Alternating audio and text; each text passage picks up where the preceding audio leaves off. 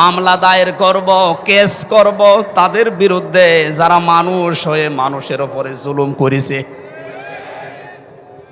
জুলুমের সীমা ছাড়িয়ে গেলে দেওয়ালে যদি একেবারে তখন মানুষ আর সহ্য করতে না পেরে কাজ করে। যেটার বাস্তবতা আমার কুষ্টিয়ায় হানিফের বাড়ি ভাঙা দেখে আমি দেখেছি। একটা মানুষের উপরে কত বড় রাগ হলে বাড়ির ইট পর্যন্ত খুলে নিয়ে চলে যাচ্ছে। আর একজনকে দেখলাম ঝিনাইদহে উলঙ্গ টাঙিয়ে রেখেছে, থাক। হিরণ হিরণ এটা শুধু মানুষের শত্রু ছিল না, আল্লাহরও শত্রু ছিল। আমি বাস্তবে দেখেছি ঝিনাইদহে যেখানেই কোরআনের অনুষ্ঠান হতো ও যে প্রশাসন দিয়ে বন্ধ করে দিত। আর দিয়েছে পৃথিবীর ইতিহাস হয়ে আছে হিরণ। এই জন্য জালেমরা কিন্তু পৃথিবীর মানুষের মামলার আসামি না, এরা আল্লাহর মামলার আসামি। আপনি কি আল্লাহর মামলার আসামি যারা আল্লাহর অভিযোগে অভিযুক্ত যারা তাদের পক্ষ নিতে পারেন? আপনার বিবেকটা কাজে লাগাবেন। নিয়ামতের শুকরিয়া আদায়ের কথা বলছিলাম। কেউ যদি কোনো নিয়ামত পেয়ে শুকরিয়া আদায় করতে চায়, তিনটা মাধ্যম আছে। এক নম্বরে মুখে স্বীকার করা যে হ্যাঁ এটা নিয়ামত। আমরা মুখ দিয়ে স্বীকার করলাম যে এটা নিয়ামত। কেন? বাস্তবে দেখেছি এই যে বিশাল অনুষ্ঠানটা কোরআনের কথা শোনানো হবে বলে ওরা সাজিয়েছে। এই অনুষ্ঠানটা আগস্টের 5 তারিখের আগে যদি কেউ করতে চাইতো 10 জায়গায় অনুমতি নেওয়া লাগতো। 6 তারিখ, 7 তারিখ, 8 তারিখে একটা ঘোষণা এসে গেছে ডক্টর মোহাম্মদ ইউনূসের পক্ষ থেকে। অন্যান্য ধর্মের মানুষেরা যেভাবে তাদের ধর্মীয় অনুষ্ঠান পালন করে, এদেশে মুসলমানেরা কোরআন প্রচার করবে, কোনো মহারথীর অনুমতির প্রয়োজন আর নেই। এটা নিয়ামত না? কত বড় নিয়ামত আপনি জানেন? কয়েকদিন আগে বাংলাদেশ জামাত ইসলামী কুষ্টিয়া জেলা শাখার উদ্যোগে পুরা কুষ্টিয়া জেলার প্রায় 550 আলেমকে দাওয়াত দিয়েছিল একটা সেমিনারে। সব ঘরানার আলেমরা ছিল। 3.5 ঘন্টা থেকে 4 ঘন্টা সেখানে আলোচনা করেছে কোরআনের ওপরে, হাদিসের ওপরে। আপনি একটু ভাবেন তো, এটা যে 550 আলেম এক জায়গায়, আগস্টের 5 তারিখের আগে এত মানুষ না, 5 জন আলেম এক জায়গায় হলে 10টা মামলা হয়ে যেত। এত বড় নিয়ামত আল্লাহ যাদের মাধ্যমে দিলেন, এ শহীদ আবু সাইদ, শহীদ মুগ্ধ সহ, রায়হান সহ, ইয়ামিন সহ যারাই হাজারের ওপরে শহীদ হয়েছে, আল্লাহ তাদের শাহাদতের সর্বোচ্চ মাকাম যেন পৌঁছিয়ে দেন, বলেন আমিন। আমরা স্বীকার করছি যে মুক্ত জীবন এটা নিয়ামত, কিন্তু এদেশের ওই যে 20% এখনো পর্যন্ত স্বীকার করছে না। গতকালকের একটা ভিডিও, সে এখনো পর্যন্ত জালেমের সাফাই গাচ্ছে যে না, উনি কি কিছু করেনি দেশের জন্য? হ্যাঁ করিস। একটা রাস্তা বানাতে যদি 2 কোটি টাকা খরচ হয়, 3 বার বাজেট করে 9 কোটি টাকা খরচ করিস। 2 কোটি খরচ করে 7 কোটি আল্লাহর রাস্তায় নিয়ে চলে গেছে। এই যে আল্লাহর রাস্তায় নিয়ে গেছে বললাম কেন? ওই দরবেশের কারণে। দরবেশ কত টাকা আত্মসাৎ করেছে দেখেছেন? 36,000 কোটি। আপনি জীবনে যদি গণনা করে তো জীবন শেষ হয়ে যাবে। দরবেশের যদি এই হাল হয়, যেগুলো ধরবেশ, ওগুলোর অবস্থা কি? আমার মনে হয় পালিয়ে যারা গেছে এদের টাকা পয়সাগুলো ডক্টর ইউনূস ঘোষণা দিয়েছে এগুলো সব ফিরিয়ে আনা হবে। তাড়াতাড়ি করেন, সবগুলো ফিরিয়ে নিয়ে আসেন। শুধু ফিরিয়ে নিয়ে আসা না, যারা টাকা পয়সা আত্মসাৎ করেছে, বেগম পাড়া বানিয়েছে, এদের স্ত্রী সন্তান পুত্র যা আছে সব রাষ্ট্রের কাজে লাগান। টাকা পয়সাগুলো নিয়ে এসে আপনি একটু দেশের মানুষের কাছে দেন, দেখেন দেশটা দাঁড়িয়ে যাবে। কোনো অভাব নেই এদেশের, অভাব শুধু সুষ্ঠু বন্টনের। এই সুষ্ঠু বন্টন যেন হয়, আমরা এরকম মানুষকে এখন সামনে চাই। কথা বলেন ঠিক কিনা?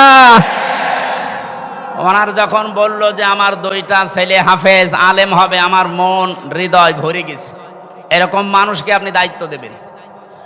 যে মানুষগুলো কোরআনে কারিম নিজে পড়ে সন্তানকে পড়ায়। আমি এর আগে শুনেছিলাম যে ওনার ভাই, যে টরিক ভাই নাকি, উনি একটা মাদ্রাসা অলরেডি নিজে একা একা চালায়, এবং চুয়াডাঙ্গার ভেতরে ওইটা নাকি একটা মডেল। কয়েকদিন আগে আমি মালয়েশিয়া ছিলাম, মেজানুর রহমান আজহারি ভাইয়ের সাথে কয়েকটা প্রোগ্রাম ছিল। উনি আমাকে বলছিল টরিক ভাই সালাম দিয়ে, উনি আসবে বাংলাদেশে কিছুদিনের ভেতরে। কুষ্টিয়াতে একটা প্রোগ্রাম নেওয়ার কথা জানিয়েছি, কুষ্টিয়ার স্টেডিয়াম মাঠে। উনি আর আমি থাকবো, আপনারা ইনশাল্লাহ যাবেন, দাওয়াত দিয়ে দিলাম অগ্রিম। চুয়াডাঙ্গাবাসী 100 জনের 80 জন আমরা এখন স্বীকার করে নিলাম যে হ্যাঁ, এটা আমাদের জন্য নিয়ামত। কিন্তু ওই জালেমরা তারা এখনো পর্যন্ত স্বীকার করে না যে এই স্বাধীনতা এটা নিয়ামত। কথা বলেন না কেন? তাহলে নিয়ামত পাওয়ার পরে আমরা যারা 80% শুকরিয়া আদায় করলাম, মুখ দিয়ে স্বীকার করছি যে হ্যাঁ এটা নিয়ামত, 20% যারা আছে এখনো পর্যন্ত স্বীকার করছে না। আপনি মাঝে মাঝেই দেখবেন ওরা নতুন নতুন ইস্যু তৈরি করে এই 20 জন বিশৃঙ্খলা তৈরি করছে। প্রথমে ওরা অমুসলিমদেরকে দিয়ে চেষ্টা চালিয়েছিল সংখ্যালঘু নাম দিয়ে। জামাতে ইসলামের কেন্দ্রীয় আমির যিনি ডাক্তার শফিকুর রহমান ঘোষণা দিয়েছেন এই বাংলাদেশে কোনো সংখ্যালঘু সংখ্যাগুরু নেই। সুতরাং এই ইস্যু তুলে যারা মানুষের ভেতরে বিদ্রোহ তৈরি করতে চাচ্ছেন তাদের হালে পানি নেবে না ইনশাআল্লাহ। ন্যায়ও নেই, পৃথিবী বুঝে গেছে না এটা ওদের দুর্বিসন্ধি। এরপরে ওরা আস্তে আস্তে চালিয়েছিল প্রধান বিচারপতিকে দিয়ে দেশটা অস্থিতিশীল করতে, ছাত্রদের সামনে ধরা পড়ে গেছে। এরপরও যখন পারে নাই, চেষ্টা চালিয়েছে আনসার দিয়ে। কিসের আনসার? 42,000 আনসার নিয়োগ হয়েছে এই দেশে এই 9 সাল থেকে শুরু করে 24 সাল পর্যন্ত। তার 32,000 সবগুলো গোপালগঞ্জে। 42,000-এর 32,000 যদি গোপালগঞ্জের হয়, বাকি 63 জেলার মানুষ আমরা ঘাস কাটছি। দুর্নীতির কোন জায়গায় পৌঁছিয়েছিল আপনি চিন্তা করেন? এই দেশের জাতীয় মসজিদের ইমাম পর্যন্ত পালিয়ে গেছে। ইমাম সাহেবও যদি পালিয়ে যায়, তে আর কোন জায়গা বাকি আছে বলে আপনার মনে হচ্ছে? কোন জায়গা ফাঁকা নেই, সব জায়গা ওগুলো একেবারে পরিপূর্ণ হয়ে গেছে। আল্লাহর কোরআন জানিয়েছে লিয়াজদাদু ইসমা, আল্লাহ ওদের পাপ এমন ভাবে পরিপূর্ণ করে দিয়েছে যে জায়গা যখন আর খালি নেই, ওয়ালাহুম আযাবুম মুহিন, তখন ওদের অপমানজনক শাস্তি ঢেলে দিয়েছে। এর বাস্তব প্রমাণ এই কালামানিক, ওর বিসি পর্যন্ত উড়ে গেছে। বলেন আর কি বাকি থাকে? এটা বিচারপতি, তাও সুপ্রিম কোর্টের। এত বড় শয়তান ছিল, কথা বললেই শুধু মুসলমানদের, ইসলামের আর কোরআনের। আর একজন বলতো, ওরে দেখলাম একজন কিক মেরেছে আদালতে, এমন একটা লাথি দিয়েছে, জালেমদের আমার মনে হয় এর চাইতে অপমান আর নেই। দরবেশের যে অপমান আমরা দেখেছি, দাড়ি কেটে নম হয়ে গেছে। প্রথমে যে শয়তানকে ধরেছিল, শয়তান বলছে আমার একা নেবেন মানে ওই যে দরবেশ। দরবেশ কোনটা? ওই যে সালমান এফ রহমান। আপনি চিন্তা করেন কোথায় নামিয়েছে অপমানের। আর কোন জায়গায় এই দেশে জালেমদের বাকি নেই। কথা বলেন ঠিক কিনা? এ ধরা ধরেছে কে? 20% মানুষ এখনো স্বীকার করেন না আপনারা। এই জন্য নতুন নতুন করে আপনারা কু তৈরি করছেন। প্রধান বিচারপতিকে দিয়ে একবার চেষ্টা চালিয়েছে, পারে নাই। আনসারদেরকে দিয়ে চেষ্টা চালিয়েছে, ওটাও পারে নাই।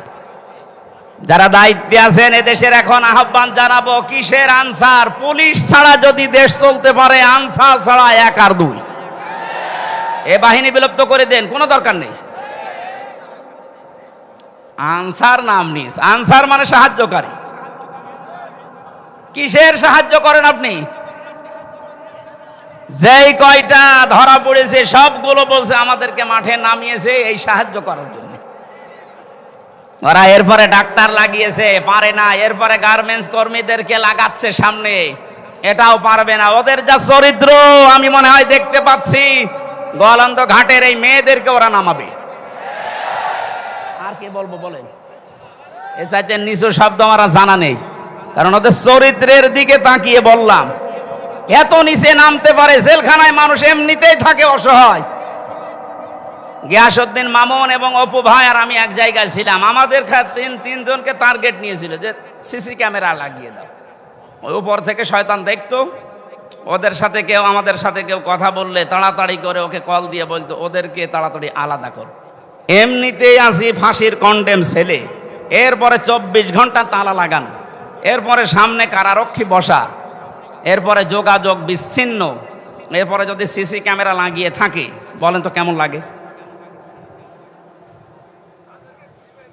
সুতরাং আমাদের উচিত, আমরা যেহেতু নিয়ামতের শুকরিয়া আদায় করার জন্য আয়াতটা পড়লাম, আমরা স্বীকার করছি 80% মানুষ যে আমরা আসলে এখন একটা নিয়ামত পেয়েছি। 2 নম্বরে মনের ভেতরে একটা আলাদা শান্তি লাগবে, যেটা আমার লাগে, আপনাদের লাগছে না? 3 নাম্বারটা কি? নিয়ামতের শুকরিয়া আদায় করার জন্য 3 নাম্বার, আল্লাহ পাক বলেন যে নিয়ামতটা পেয়েছো এটা পৌঁছিয়ে দাও জায়গা মতো। আমি যেহেতু হাদিস পড়েছিলাম, ন্যায় বিচার কায়েম করার জন্য কোরআন লাগবে, এই জন্য এই নিয়ামতকে সর্বোচ্চ জায়গায় নেওয়ার জন্য কোরআনের বিধান রাষ্ট্রীয়ভাবে কায়েম করা লাগবে।